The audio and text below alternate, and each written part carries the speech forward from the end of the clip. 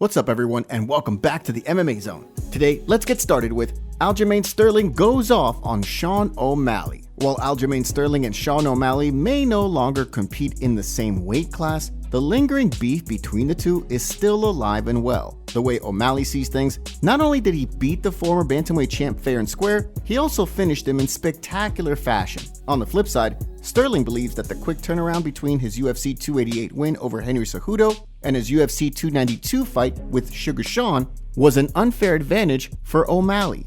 Leading up to O'Malley's upcoming fight with Merab Dvalishvili, which is expected to take place later this year, he and Sterling have once again begun taking shots at one another. After Merab Dvalishvili wrote, "I will smash O'Malley inside the cage, and then smash his coach outside of the cage," the champ fired back, writing, "I'ma smash your best friend after I beat you. Oh wait, never mind, I already did."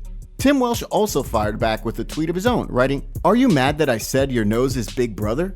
Sterling then fired back at the champ, writing, "You're a sorry ass champion. Keep bragging about a handicap fight to give you the best odds to win. You're not a real man, my guy. Don't try to duck the number 1 contender again to fight number 15 this time, or some other pointless lame fight." He also fired back at Welsh, writing, "Bro don't even fight anymore and be talking cloud chasing. That might get both y'all cheeks clapped. You diddy? Let your fighter talk. You don't scrap anymore, Jimmy Neutron." Welsh then fired back, writing, "I never talk. Stating facts and talking is different." This led to Sterling firing back, writing, "Cap, you talked hella during my fight with Sean. The ref had to tell you to shut the fuck up multiple times. I want to slap you in between rounds, and I regret not taking the fine for that. You should know better as a former fighter and a current coach. You constantly talk about Merab. Let Sean talk. You don't need to be chiming in on the talk unless you want the problems as well. It's that simple, bro." Welsh then responded to the claims, writing, "I always say good things about Merab because I know how dangerous he is. I was asked in an interview what we're going to target, and his nose is one of the things. And I don't mind a little dust up here and there. All good fun." Sterling then posted a lengthy response regarding the situation as a whole, writing, "I think people get me confused when I reply on SM.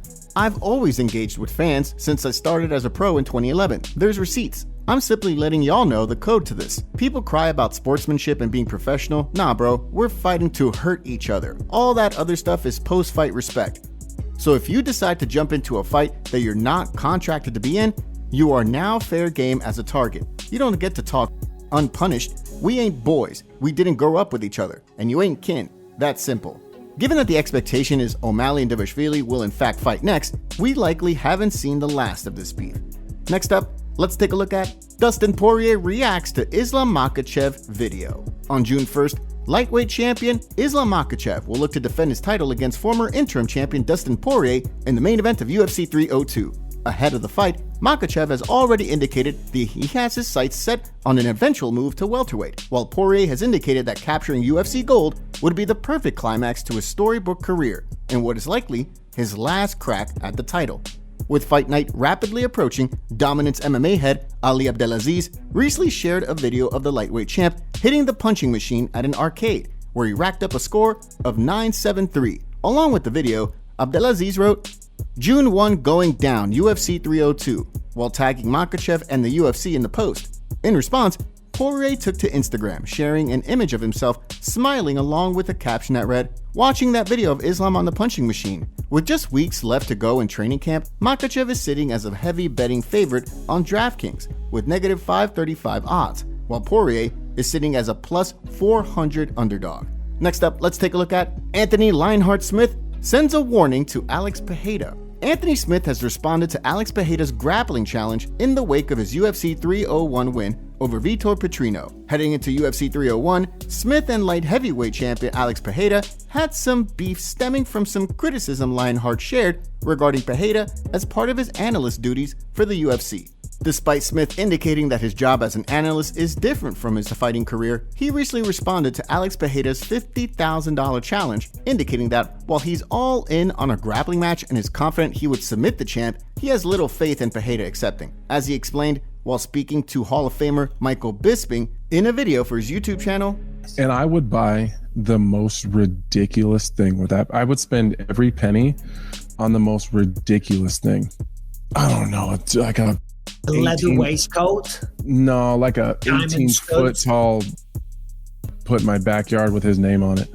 I just don't know that he would actually he would actually stand by that. Even just a regular grappling match, I just don't think he would. Smith also pointed out, both in his video with Bisping and on a recent episode of the MMA Hour, that he has not challenged Pereira once.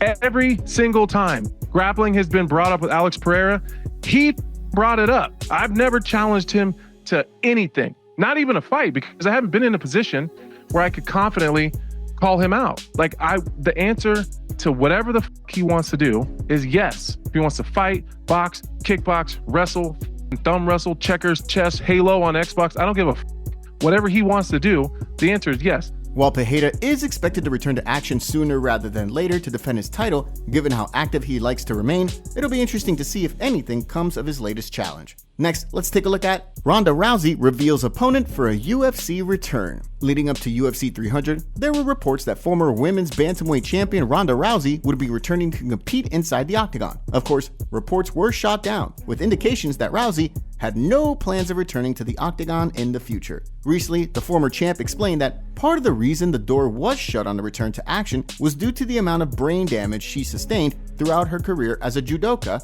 and as a fighter. Despite that, during a recent interview with Live Signing on the heels of the release of her new book, Rousey indicated that if there was ever a fight she would return to the octagon for, it would be a bout with fellow pioneer Gina Carano. Oh, Gina Carano, 100%. I would love that. That's one I would consider coming out of retirement for, even though probably not best for me medically, but I know it'd be hard to say no to that one. Oh.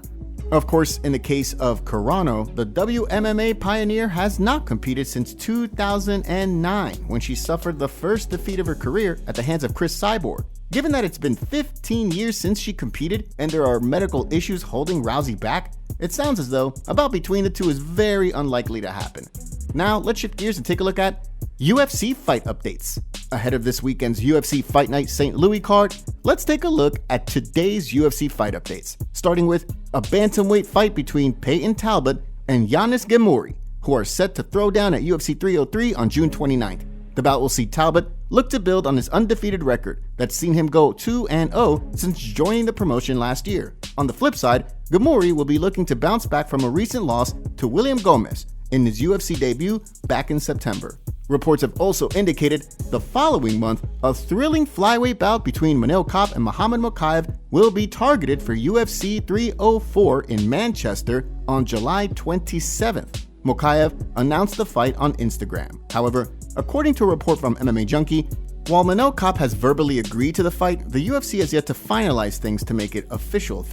The bout will see Kape look to build on a 4-fight win streak going all the way back to 2021 after a September victory over Felipe Dos Santos. And on the flip side, Makhachev will be looking to extend his unbeaten professional record to 12-0 after a March win over Alex Perez. With the fight reportedly nearly finalized, stay tuned for updates as they become available. Next, let's take a look at Jorge Masvidal versus Nate Diaz gets postponed. The long-awaited boxing match between Nate Diaz and Jorge Gamebred Masvidal has been moved from June 1st to July 6th, according to Ariel Helwani. The longtime MMA insider took to social media this week on the heels of reports that the boxing match had been moved to provide clarity on the situation. As Helwani wrote, the UFC 302 card, which is scheduled for June 1st, that played a key role in the decision to move the fight to the following month. The Nathan Diaz and George Masvidal boxing match is moving from June 1st to July 6th per sources. It's also being moved from Inglewood's Forum to the Honda Center in Anaheim, California. Number of reasons for the move, I'm told. A major one, not to conflict with UFC 302, which is also scheduled for June 1. Conor McGregor reacted to the news, indicating that he will be in attendance, adding to the anticipation surrounding the BMF rematch. According to MMA veteran Chael Sonnen, he was offered the opportunity to be the backup fighter and will be prepared to box Jorge Masvidal. However, he has no plans of fighting Nate Diaz if Masvidal withdraws. As he explained on the MMA Hour, they used a different word because there was no scenario where I would fight with Nate, and they knew that. So it was a different word, but meaning if Nate can't do it, will you take on Masvidal? And I said, absolutely, I will. And you want to know what pissed me off about that? First off, I never got the credit for it. And second, Masvidal came out and said he would do a contract to pay me my biggest bag and not throw his right hand. Now, those are just stupid things to say. To pay me my biggest bag before I ask for it now makes me not respect you as a businessman. I never respected him anyway, but he didn't know that. And then to not throw his right hand like he was Mr. Right Hand. And by the way, in front of everything, I accept. With the fight now an extra month away, it would certainly be surprising to see Sonnen step in to box Masvidal on short notice in the event that Nate Diaz is forced out of the fight.